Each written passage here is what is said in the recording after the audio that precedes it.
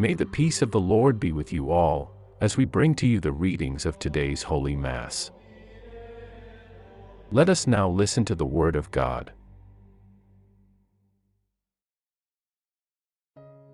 January 22nd, 2026, Thursday of the second week of Ordinary Time. Today is Thursday, January 22nd, 2026.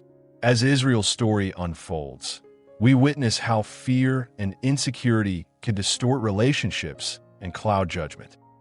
In the first reading, King Saul allows envy to take root in his heart, turning admiration into suspicion and friendship into threat. Psalm 56 gives voice to the prayer of one who is surrounded by danger, yet chooses trust over fear.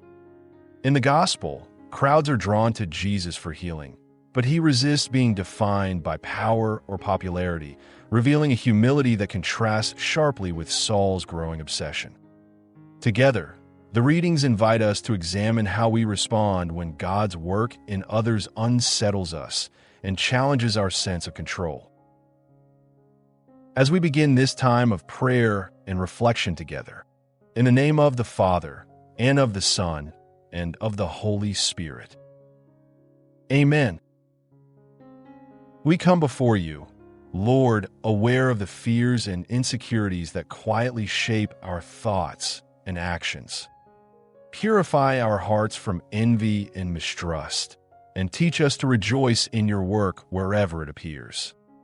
Help us to trust you fully, so that our lives may reflect humility, peace, and faith in your guiding hand. Amen. Contextual insight to the first reading. This passage reveals how Saul's fear of losing power turns admiration for David into hostility. Rather than trusting God's plan, Saul allows jealousy to shape his actions, while Jonathan models loyalty, courage, and selfless love. A reading from the first book of Samuel. As they returned, when David came back from striking down the Philistine, the women came out of all the cities of Israel, singing and dancing to meet King Saul, with tambourines, with joy, and with musical instruments. And the women sang to one another as they made merry. Saul struck down his thousands, and David his 10,000s. And Saul was very angry, and this saying displeased him. And he said, "They have ascribed 10,000s to David, and to me they have ascribed thousands. And what more can he have but the kingdom?" And Saul eyed David from that day on. And Saul spoke to Jonathan his son and to all his servants that they should kill David. But Jonathan, Saul's son, delighted much in David.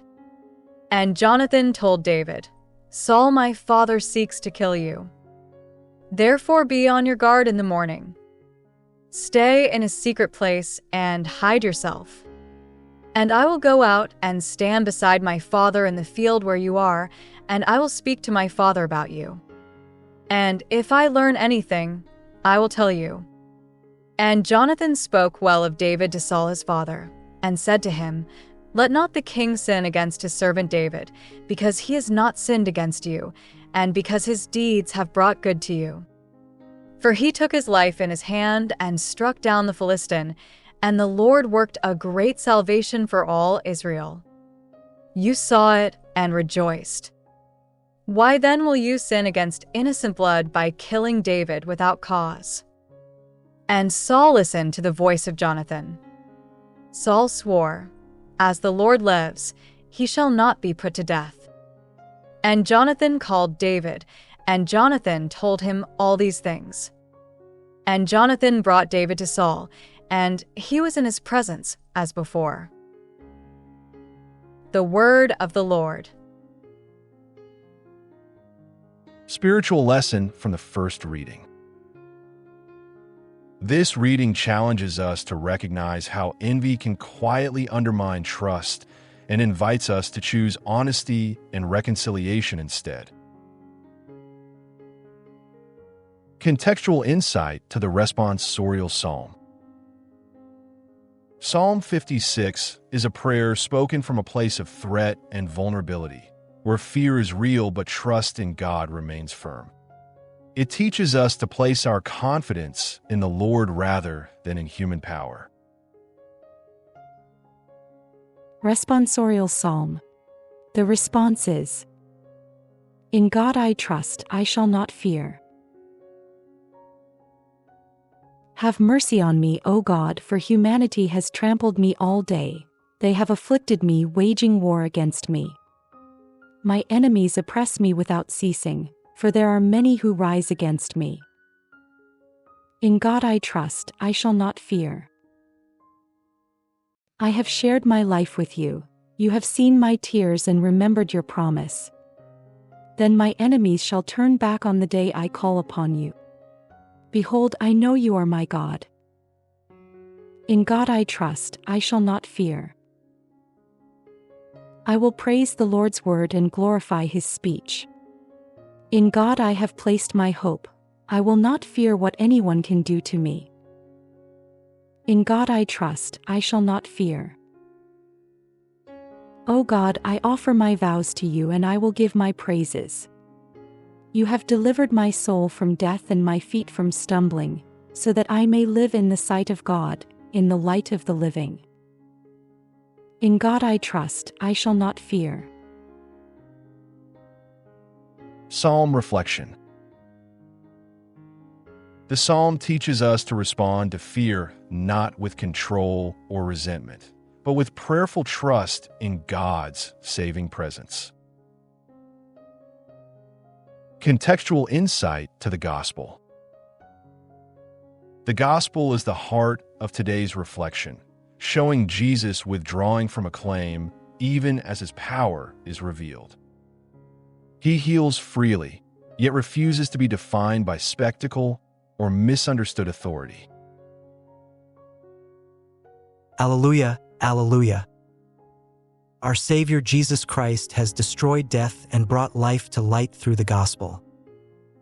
Alleluia, alleluia. A reading from the Holy Gospel according to St. Mark. And Jesus withdrew with his disciples to the sea, and a great multitude followed him from Galilee and Judea, and from Jerusalem and from Idumea, and beyond the Jordan. And those around Tyre and Sidon, a great multitude, hearing the things that he was doing, came to him. And he told his disciples that a small boat should be kept ready for him, because of the crowd, lest they press upon him. For he healed many, so that all those who had afflictions rushed toward him, so as to touch him.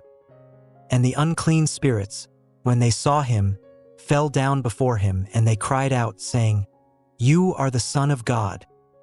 And he sternly warned them, lest they should make him known. The Gospel of the Lord. Reflection of today's liturgy. In today's Gospel, Jesus attracts crowds not through force or ambition, but through compassion. People come from every region, drawn by the hope of healing and restoration. Yet even as his power becomes evident, Jesus withdraws, resists public acclaim, and silences those who would define him on their own terms. This humility stands in sharp contrast to Saul's reaction in the first reading. Saul feels threatened by David's success and allows fear to distort his vision.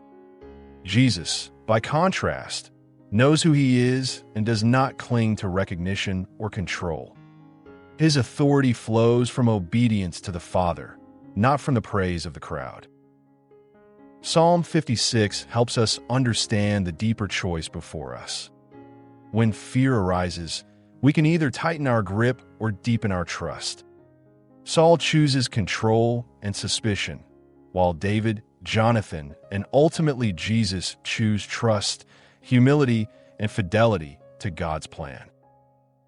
Today's readings invite us to reflect on how we respond when God's work unfolds in ways we did not expect. Do we grow resentful when others are blessed, or do we rejoice in God's freedom?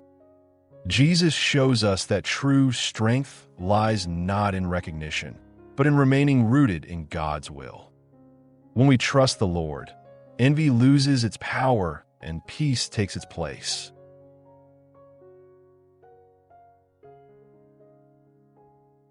Let us pray. Jesus, free our hearts from fear, envy, and the need to control. Teach us to trust you in times of uncertainty and to rejoice in the good you accomplish through others. May we walk humbly before you, confident in your care and faithful to your will. Jesus, we trust in you. Amen. Thank you for praying with us today on the Word Today TV. May the word you have heard guide your thoughts and bring peace to your heart throughout this day. We invite you to return tomorrow as we continue reflecting on God's living Word together. As we go forth trusting in the Lord, in the name of the Father, and of the Son, and of the Holy Spirit. Amen. Thank you for listening to the readings and reflection of today's Mass. Please like, subscribe, and share with your family and friends. Again, thank you, and may God bless us all.